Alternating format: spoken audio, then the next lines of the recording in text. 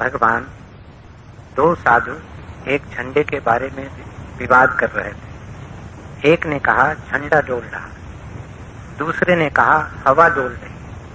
तभी छठे कुलगुरु वहां से गुजर रहे थे। उन्होंने कहा न हवा न झंडा, मन डोल रहा। भगवान, इस जैन लघु कथा का अर्थ क्या है?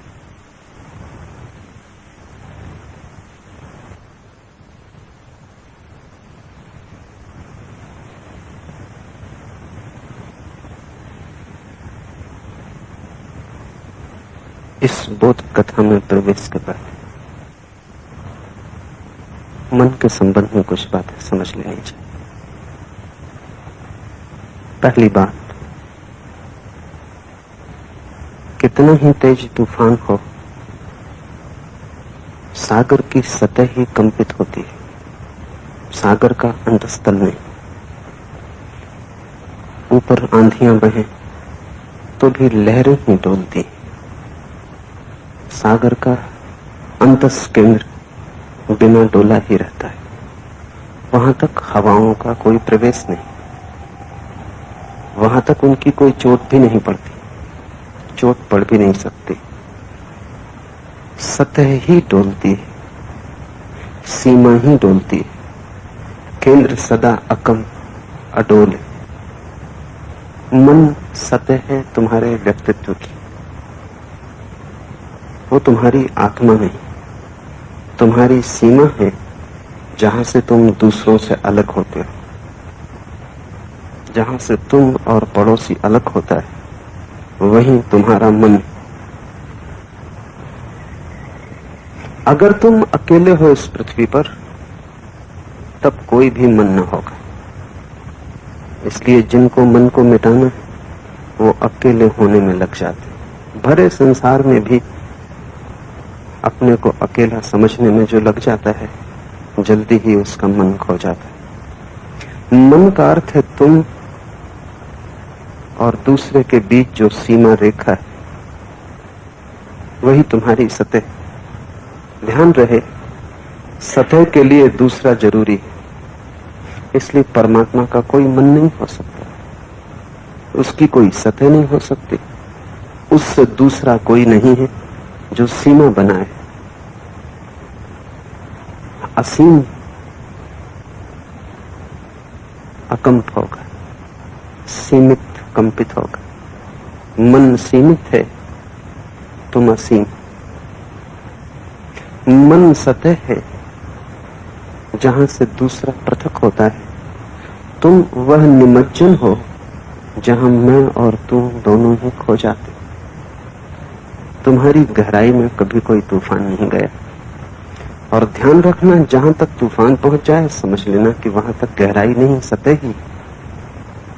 जो वो व्यक्ति स्वयं की खोज में निकलते, आत्मज्ञान की खोज में, जो दिए के तले अंधेरे को मिटाना चाहते, उनकी खोज का सबसे महत्वपूर्ण हिस्सा इसी बात की पहचान है कि कहां तक बाहर की चीजें मुझे कपाती, कौन सी सीमा है जहां तक बाहर मुझे आंदोलित करता है। जहां तक बाहर मुझे आंदोलित करता है, वहां तक मन है। एक ऐसी जगह भी है तुम्हारे भीतर जहां कोई आंदोलन कभी प्रवेश नहीं कर सकता। ऐसा हुआ, एक जर्मन विचारक हेरिगेल ने अपना संस्मरण लिखा। वह एक जैन गुरु के पास वर्षों तक रहा। जापान के एक 3 मंजिल मकान में तीसरी मंजिल पर उसकी विदाई समारोह का आयोजन किया था। हेरिगेल वापस लौट रहा था।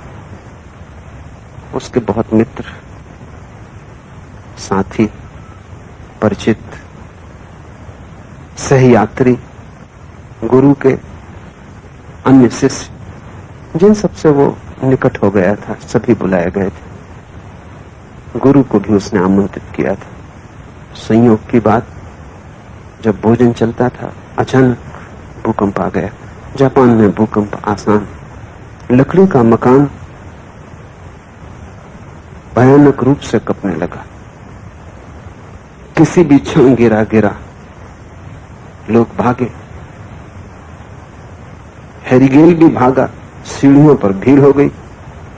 उसे ख्याल आया गुरु का। उसने लौट कर देखा, गुरु आंख बंद किए अपनी जगह पर बैठा। हैरिगेल का एक मन तो हुआ कि भाग जाए, और एक मन हुआ कि गुरु को निमंत्रित किया है मैंने, मैं ही उन्हें छोड़ के भाग जाऊं, शोभा युक्त नहीं।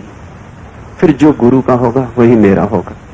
और जब वे इतने अकंप निश्चिंत बैठे तो मुझे इतना भयभीत होने की क्या जरूरत। वो भी रुक गया, गुरु के पास बैठ गया। हाथ पैर कपते रहे जब तक कि कंपन समाप्त न हो गए। बड़ा भयंकर उत्पात हो गया था, अनेक मकान गिर गए थे, सड़क पर कोलाहल था, लोग पागल थे।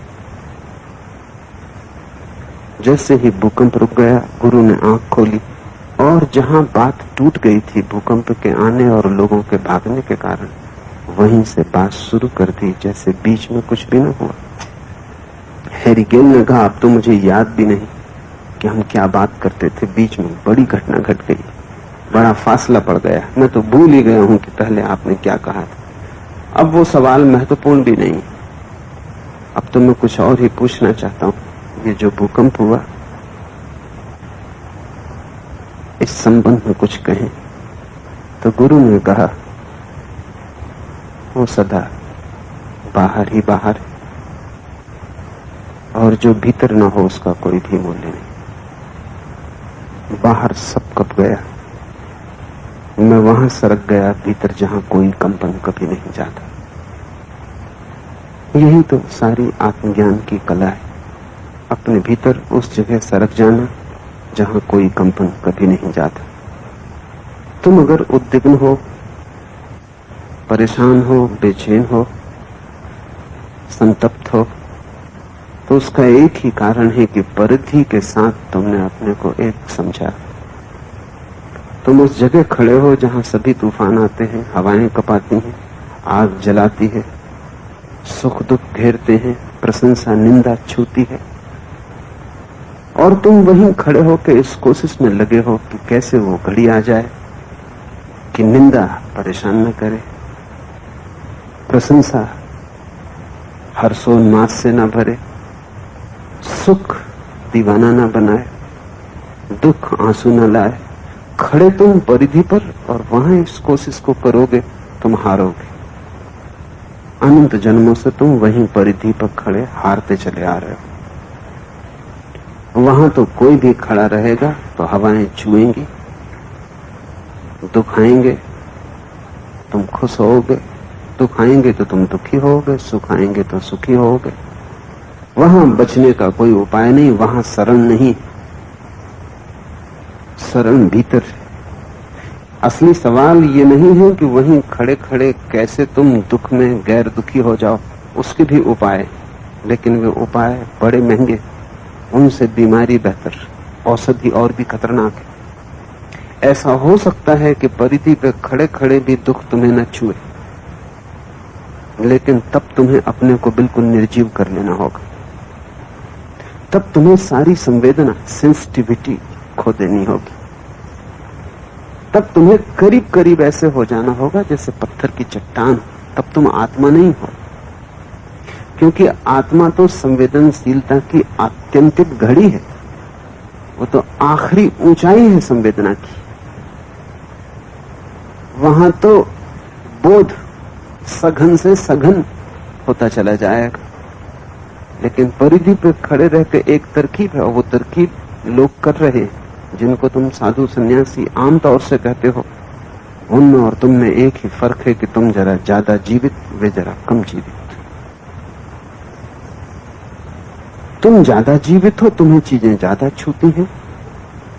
वे मर गए और उनका मरना कोई उपाय नहीं, आत्मघात है।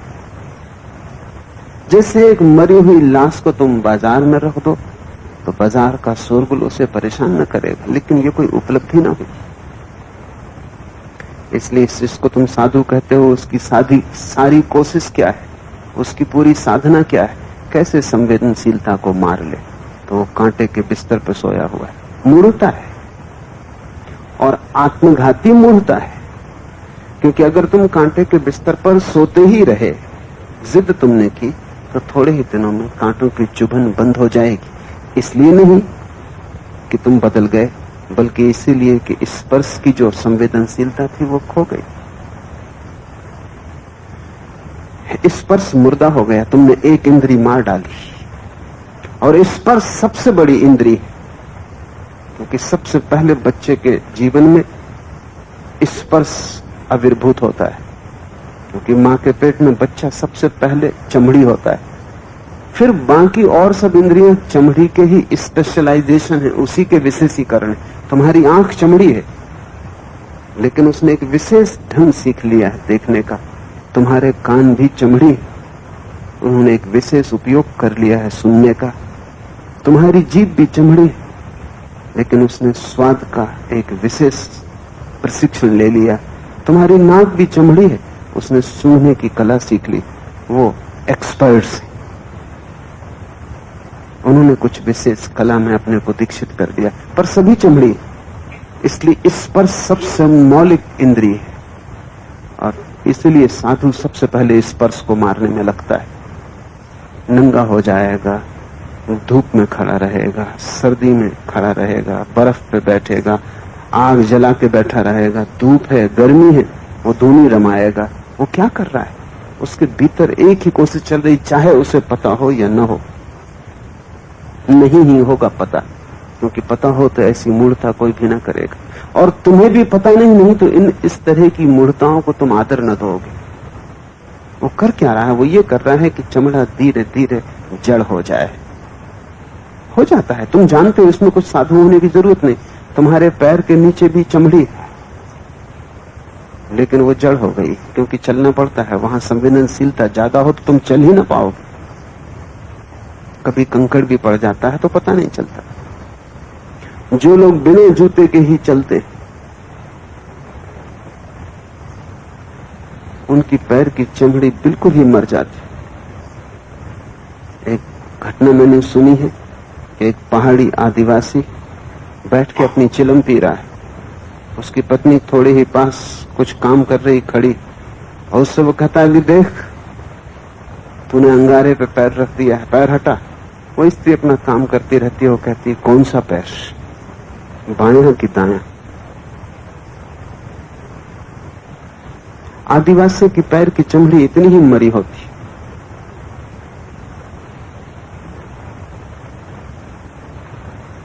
यही साधु कोशिश कर रहा है कि पूरा शरीर पैर की चमड़ी जैसा मृत हो जाए, इसलिए धूप, गर्मी, सर्दी को सह रहा है। परिधि नहीं बदलता है, परिधि पर ही खड़ा है। स्वाद मर जाए, इसकी चेष्टा चलती है। अस्वाद को साधुओं ने व्रत बना रखा है। गांधी जी के 11 व्रतों में अस्वाद खास व्रत है। तो गांधी जी खाने के साथ साथ नीम की चटनी भी खाते हैं, स्वाद को मारने के। अमरीकी विचारक लुई फिशर गांधी के घर मेहमान थे। उसकी थाली में भी उन्होंने वो चटनी वो सभी की थाली में रखते थे। एक बात ध्यान रखना, जो आदमी खुद को कष्ट देगा वो सभी को कष्ट बांटेगा। वो उसका रस हो जाए, वही कसौटी हो जाएगी। लुई फिशर ने चटनी चखी, सब जहर हो गया। भला आदमी सुसंस्कारशील, उसने सोचा कुछ कहना उचित नहीं हो। गांधी ने इतने प्रेम से रखी और वो बगल में ही बैठे खाना खा रहे, और वो भी उस चटनी को बड़े रस से ले रहे हैं। तब कुछ कहना उचित नहीं, शायद अभद्रता हो। और फिर इस चटनी के साथ भोजन करने का मतलब पूरा भोजन जहर हो जाए। उसने सोचा बेहतर इसको इकट्ठा ही निकल जाओ एक दफा में, ताकि कम से कम भोजन पूरा खराब न हो। तो पूरी चटनी को इकट्ठा निकल गया। गांधी ने कहा, देखो मैंने पहले कहा था लुई फिशर पसंद करेगा, और ले आओ।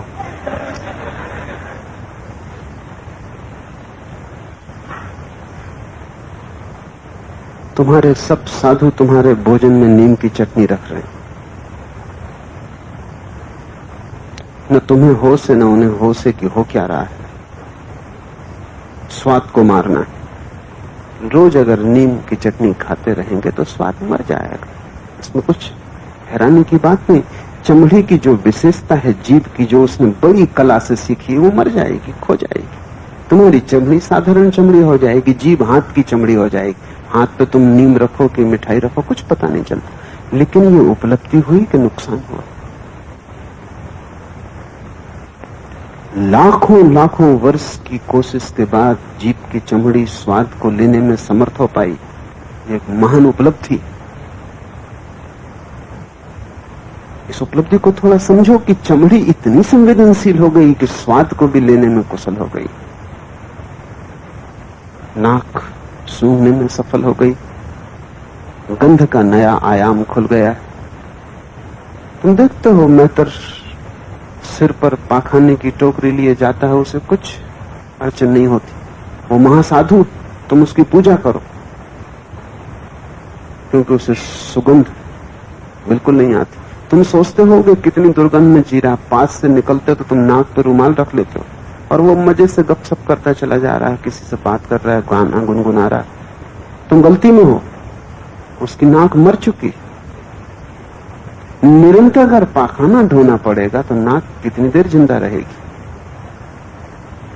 बहुत सूक्ष्म है नासा पुटों में छिपे हुए जो अणु हैं जिनसे गंध मिलती है, बहुत सूक्ष्म और बहुत डेलिकेट, नाजुक है। उन पर अगर बहुत चोट की तो वो मर जाते। इसलिए इस आदमी को कोई गंध नहीं आती, क्या तुम इसे साधु कहो? न इसे गंध आती, न इसे दुर्गंध आती। एक इंद्रिय और मर गई। सूरदास की कहानी बड़ी प्रतीकात्मक है। मैं नहीं जानता सूरदास ने ऐसा किया हो तो आदमी बेकार, 2 कौड़ी की कीमत का नहीं। न किया हो तो ही कुछ सूरदास के पदों में अर्थ हो सकता है। कहते हैं कि एक सुंदर स्त्री को देखकर उन्होंने आंखें फोड़ ली। न रहेंगी आंखें, न सौंदर्य दिखाई पड़ेगा। यही तो गणित है आत्महत्या करने वाले का। न रहेगा जीवन, न कोई बेचैनी होगी। लेकिन ये कोई उपलब्धि। न रहेगा मरीज, न बीमारी बचेगी। अस्पतालों में तुम बड़ी गलती कर रहे हो, मरीजों को मार डालो। जब तक वे हैं तब तक बीमारी का डर है। यही तुम्हारे साधु संत हजारों साल से कर रहे हैं। उनसे ज्यादा जीवन में जहर डालने वाले लोग खोजना कठिन। वे ही पॉइजनर्स, उन्होंने सब विषाक्त कर दिया। न तुम्हें स्वाद लेने देते ठीक से, उसमें नीम डाल दी। न तुम्हें गंध लेने देते ठीक से, उसमें पाप डाल दिया। न तुम्हें स्पर्श करने देते ठीक से, क्योंकि स्पर्श वही तो सब नरक का द्वार है। न तुम्हें सौंदर्य को देखने देते, उन्होंने सभी सूक्ष्म संवेदनाओं को मिटा डाला है। नहीं, मैं तुमसे ये ना कहूंगा। मैं जीवन का पक्षपाती हूं, आत्महत्या का नहीं। मैं तुम्हें मरने को नहीं कहूंगा, और किसी ज्ञानी ने कभी नहीं कहा है। इसे तुम ज्ञानी की परीक्षा समझ लेना, ये कसौटी। ज्ञानी तुम्हें अमृत देगा, जहर नहीं। तुम्हारे पास जो है वो नहीं छीनेगा, तुम्हारे पास जो नहीं है वो तुम्हें देगा। निश्चित ही जब तुम्हारे पास और विराट होगा तो क्षुद्र छूटता जाएगा। मैं तुम्हें इतना स्वाद दूंगा कि भोजन की जरूरत न रह जाए। मैं तुम्हें इतनी गंध देना चाहता हूं कि तुम इतने सूक्ष्म हो जाओ गंध में कि सारा जगत एक गंध का प्रवाह हो जाए। यहां तुम उठो, बैठो, डोलो तो जगत की सूक्ष्म गंध तुम्हें पकड़ ले। मैं तुम्हारे कानों को बहरा नहीं करना चाहता, उन्हें ऐसी ध्वनि चाहता हूं देना कि इस जगत में छिपा हुआ जो परम निनाद है, ओंकार, वो तुम्हें सुनाई पड़ जाए। चारों तरफ वो निनाद चल रहा है, हर हवा के झोंके में उसी की खबर, हर फूल के खिलने में उसी का सौंदर्य, हर आंख से वही झांक रहा है। जब तुम किसी को स्पर्श करते हो तो तुमने उसी को छुआ है। तुम जानो या न जानो, ये दूसरी बात है। तुम्हारी सारी इंद्रियां इतनी सतेज हो जाएं कि पदार्थ के भीतर छिपे परमात्मा को तुम अनुभव कर सको। तब क्या करना पड़े? क्योंकि जितनी इंद्रियां सतेज होती हैं उतनी ही चिंता पैदा होती है। जितना संवेदनशील व्यक्ति होगा उतना ही चिंतित होगा। मोह को तुमने कभी चिंतित देखा? वे तो परमहंस मालूम होते, वे अपना सिर लटकाए अपने घरों के सामने बैठे, उन्हें कोई चिंता नहीं छूती। क्या तुम भी वैसी ही अवस्था चाहते हो? तो साधु सन्यासियों के पीछे चले जाओ, आज नहीं कल वो तुम्हें मूढ़ बना देंगे। अच्छा होगा कभी पागल खाने में जाके किसी इडियट को, किसी मूढ़ को देखो, उसे कुछ चिंता नहीं छूती। ऐसा भी कि अगर आग भी लग जाए तो भी वो निश्चिंत बैठा रहे। लेकिन इस निश्चिंतता में और ज़ेन गुरु की निश्चिंतता में, जो 3 मंजिल मकान पर भूकंप के समय शांत बैठा रहा, बड़ा फर्क है, मौलिक फर्क है, गुणात्मक फर्क है। ये दोनों एक घटनाएं नहीं, क्योंकि ज़ेन की सारी शिक्षा इंद्रियों को संवेदनशील बनाने की। इसलिए अगर तुम ज़ेन गुरुओं का आश्रम देखोगे तो तुम चकित हो जाओ। गांधी तो उस आश्रम को देख के कहेंगे ये कोई आश्रम हो, ये तो भोग विलास है। इसलिए गांधी ने वर्धा चुना। इस मुल्क में सबसे ज्यादा कुरूप जगह उनके ख्याल में आई आश्रम बनाने के लिए।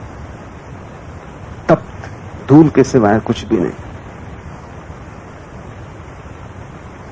इस मुल्क में सुंदर पहाड़ियां, वृक्ष, सुंदर ऋतुओं वाली जगह, वो गांधी ने नहीं चुनी। ज़ेन गुरु पहाड़ में झील के तट पर वृक्षों के पास आश्रम को बनाता है। उसके आश्रम में फूल खिलते हैं, फल लगते हैं, पक्षी गीत गाते।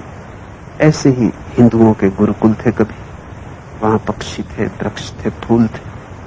जैनों और बौद्धों की नासमझी से सब नष्ट हुआ, उन्होंने सब सुखा डाला।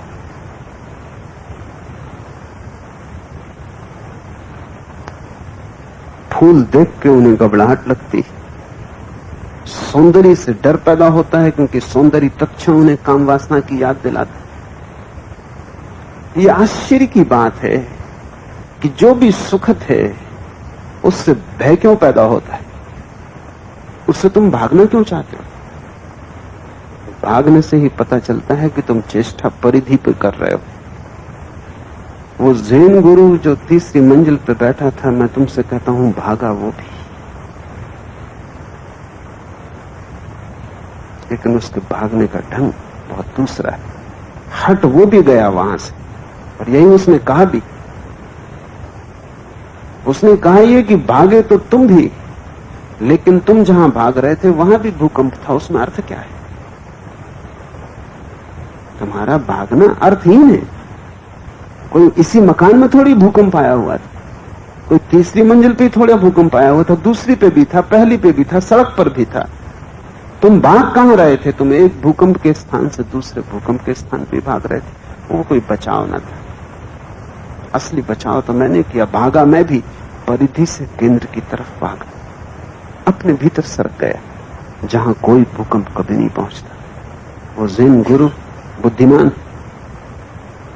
तुम जब तक भागोगे एक परिधि से दूसरी परिधि पर, क्या अंतर पड़ेगा? घर रहो कि आश्रम, बाजार में रहो कि हिमालय, अगर तुम परिधि पर हो तो परिधि पर ही रहोगे, वहां भी भूकंप है, सब तरफ भूकंप, क्योंकि सब तरफ तुम्हारी परिधि को कुछ न कुछ छुएगा, आंदोलन पैदा होंगे। तब एक सीधा रास्ता दिखाई पड़ता, परिधि को मार डालो, कोई तरह का एनेस्थेसिया खोज लो ताकि परिधि बिल्कुल जड़ हो जाए, तुम्हें कुछ पता न चले। ये कोई क्रांति न हुई, ये तो तुम्हें जो मिला था वो भी खो दिया, और जो मिल सकता था उसका संभावना भी समाप्त हो गई। इसलिए तुम ऐसे साधुओं को जो लेटे हैं सड़कों पर, पैर उठाए खड़े हैं, 10 वर्ष से बैठे नहीं हैं, लेटे नहीं हैं, कांटों पे लेटे हैं, पत्थरों पे पड़े हैं, ठंडी रात में पानी में खड़े, इन साधुओं को जरा गौर से देखना, इनकी आंखों में तुम्हें गहराई न दिखाई पड़े। इनसे ज्यादा छिछले आदमी खोजने मुश्किल, क्योंकि बिल्कुल परिधि पे जकड़ गए, और सारा संघर्ष इतना ही है कि परिधि को किसी तरह मार डालो। न होगी संवेदना, न आएगी चिंता, लेकिन यह हल नहीं। जाओ केंद्र पर जहां कोई चिंता कभी नहीं पहुंचती। इसका यह अर्थ नहीं कि तुम्हारी परिधि पर कंपन बंद हो जाएंगे, ये ज़ेन गुरु अपने भीतर चला गया तो भी मकान तो कप ही रहा है, शरीर तो कपेगा ही। ज़ेन गुरु रिंझाई मरा, उसका जो प्रमुख शिष्य था वो रोने लगा। तो लोगों ने कहा रो मत, तो लाखों लोग इकट्ठे थे। लोग देखेंगे तो क्या कहेंगे, क्योंकि हम तो सोचते हैं कि तुम ज्ञान को उपलब्ध हो गए और तुम रो रहे हो। रोते अज्ञानी।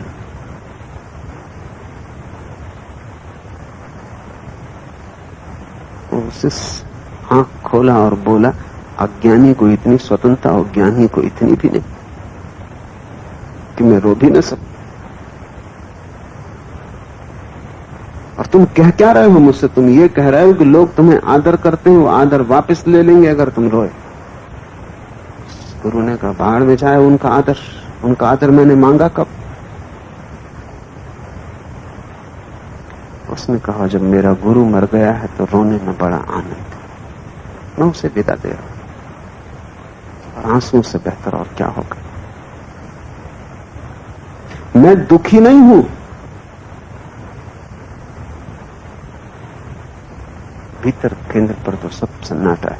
वहां कौन गुरु, कौन शिष्य, कौन मरता, कौन जीता, कैसा जन्म, कैसी मृत्यु, वो केंद्र पर है। आंसू तो परिधि पर है, कोई मेरी आत्मा से नहीं आ रहे, मेरी परिधि पर है, शरीर के हिस्से। किसी ने कहा लेकिन तुम्हें तो भली भांति पता है कि कोई मरता नहीं, गुरु मरे नहीं है, फिर क्यों रोते हो? उसने कहा वो मुझे पता है कि आत्मा नहीं मरती, लेकिन शरीर जो मर गया वो भी बड़ा प्यारा था, और ऐसा शरीर अब दोबारा देखने में ना आएगा। एक तो जीवन के परम स्वीकार में से आंसुओं का भी स्वीकार, हंसने का भी स्वीकार, रोने का भी स्वीकार परिधि पर। उससे चिंतित होने की कोई जरूरत नहीं, न उसको दबाने का कोई कारण। इतनी ही जरूरत है कि तुम परिधि के साथ तादाद में मत रखो। हवा आएगी तो वृक्षों में कंपन होगा, होना ही चाहिए। सिर्फ मरा हुआ वृक्ष नहीं हिलेगा जिसके सब पत्ते सूख गए। जीवित वृक्ष तो कपेगा और जोर से कपेगा, और कंपन से कोई नुकसान नहीं होने वाला है। हवा चली जाएगी, धूल झड़ जाएगी, वृक्ष ताजा और नया होगा। रोना जब रोना हो, हंसना तब हंसना हो, स्वाद लेना। जीवन में कुछ भी छोड़ने जैसा नहीं है। छोड़ने जैसा होता तो परमात्मा उसे बनाता ही नहीं। तुम परमात्मा से ज्यादा बुद्धिमान होने की कोशिश में लगे हो। जीवन में सभी अपरिहार्य, अनिवार्य, उस सब से गुजरना, लेकिन केंद्र पर बने रहना। सब छुए फिर भी ना छू पाए। नाचना तुम, लेकिन भीतर कोई कंपित ही ना हो। डोलना तुम, लेकिन भीतर अडोल बने रहना। अगर तुम इस द्वंद के बीच दोनों को साथ सके तो तुम्हारे जीवन में जो फूल खिलेगा, उस फूल में रस होगा, अर्थ होगा, संगीत होगा, क्योंकि उस फूल में विरोधी स्वरों का समन्वय होगा। तुमने देखा है ऑर्केस्ट्रा, 50 वाद्य बजते हैं लेकिन एक संगीत पैदा होता है। तुम ऐसा भी कर सकते हो कि 50 पगलों को वाद्य दे दो, फिर एक उपद्रव पैदा होगा, संगीत पैदा नहीं होगा, शोरगुल मचेगा, विक्षिप्त करने वाला शोरगुल मच जाएगा। तब क्या करना चाहिए? वाद्यों को तोड़ देना चाहिए, या इन वाद्यों के भीतर जो संगीत की क्षमता है, तालमेल की, हार्मनी की, वो सीखनी चाहिए। तुम्हारी पांचों इंद्रियों के कारण तुम्हारे जीवन में बड़ा उपद्रव मचा है, क्योंकि तुम पांचों को केंद्र के साथ जोड़ने में सफल नहीं हो पाए। अन्यथा जीवन एक ऑर्केस्ट्रा है, और जब एक इंद्रिय इतना रस दे सकती है तो पांचों इंद्रियां मिलकर जब संगीत को पैदा करती, उस संगीत का नाम ही समाधि। जब पांचों इंद्रियां मिल जाती हैं और एक ही गीत गाती हैं और एक ही नृत्य चलता है, और उस नृत्य के बीच में तुम्हारा केंद्र स्थिर होता है, ना हिलता ना डोलता, तब तुम उस अवस्था में आ गए जिसको हिंदुओं ने रास कहा है। कृष्ण खड़े हैं बीच में और गोपियां नाच रही हैं। गोपी इंद्री का प्रतीक है,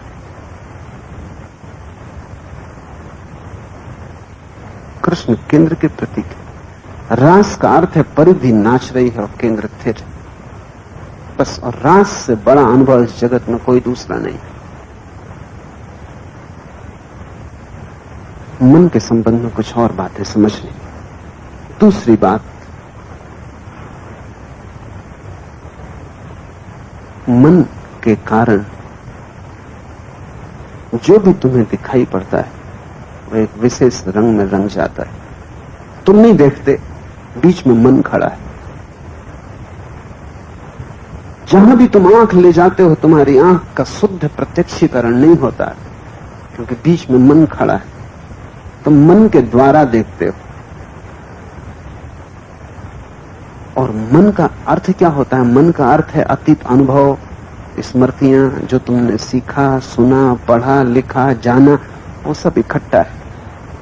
उसकी परत तुम पर जमी, जैसे धूल जम गई हो दर्पण पर। फिर तुम उसमें जाके अपना चेहरा देखते हो, वो चेहरा साफ साफ दिखाई नहीं पड़ता, कुछ का कुछ दिखाई पड़ता है। मन धूल है, क्योंकि मन अतीत है, और धूल परिधि पर ही जमती है, भीतर तो जा नहीं सकती। जब तुम यात्रा से लौटते हो, स्नान कर लेते हो, बात समाप्त हो गई। और जाके डॉक्टर को नहीं कहते कि ऑपरेशन करो, मेरे भीतर धूल निकालो। धूल परिधि पर पड़ती। लेकिन शरीर के संबंध में तुम ज्यादा होशियार हो, रोज स्नान कर लेते हो, लेकिन रोज ध्यान नहीं करते। ध्यान स्नान है मन का, कि उस पर कुछ धूल जमे ना, रोज रोज उसे झाड़ देना है, ताकि मन साफ सुथरा पारदर्शी बना रहे, और मन पर जो प्रतिबिंब जगत के बनते हैं वो विकृत ना हो। अभी हम जो भी देख रहे हैं वो सभी विकृत है। तुम कुछ भी ठीक से नहीं देख पाते, क्योंकि हर चीज के बीच में तुम्हारी धारणाएं खड़ी हो जाती।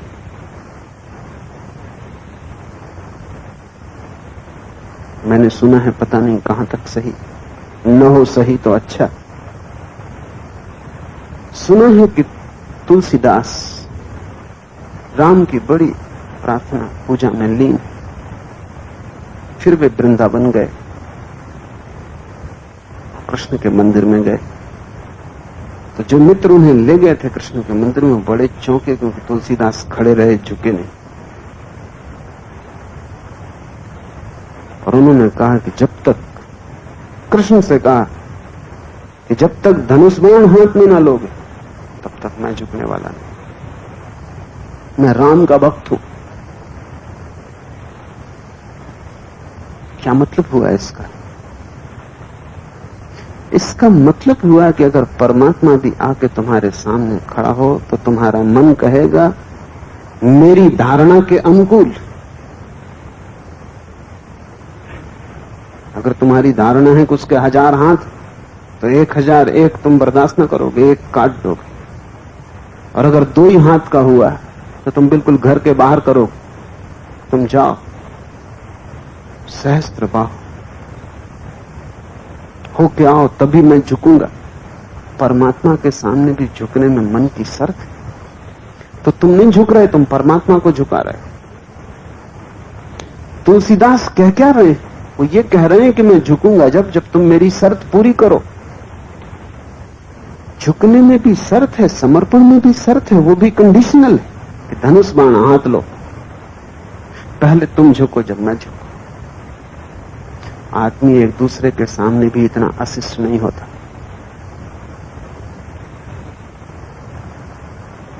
परमात्मा के सामने भी मन अशिष्ट होगा, क्योंकि मन परमात्मा का दुश्मन कहता है सब मेरे अनुकूल होना चाहिए, जो मेरे अनुकूल है वो सत्य। और फिर मन ऐसे ऐसे तर्क देता है कि तुम विश्वास ही न कर सको, लेकिन तुम्हारा मन भी यही कर रहा है। ओ हेनरी की एक छोटी सी कहानी। एक गांव में हत्या हो गई। ये तो पक्का हो गया कि आदमी ने आत्महत्या नहीं की है, किसी ने मारा है। लेकिन किसने मारा है कुछ पता न चले, कोई सुराग न मिले। तो एक बड़े जासूस को बुलाया गया। बड़ा जासूस आया, उसने खुर्दबीन से लाश का एक एक हिस्सा देखा। कोट पर पड़ा हुआ एक बाल मिल गया। उसने कहा पहेली हल हो गई। अब छोटी सी बात करने की है, और वो ये कि ये बाल किस आदमी का, उसी ने इसको मारा। उसने कहा पहेली हल हो गई, राज मिल गया। जिस आदमी ने भी इसे मारा है उसका बाल इसके कंधे पे, ये बाल इसका नहीं। बस अब इतना ही करना है कि उस आदमी को खोजना है जिसका एक बाल खो गया हो।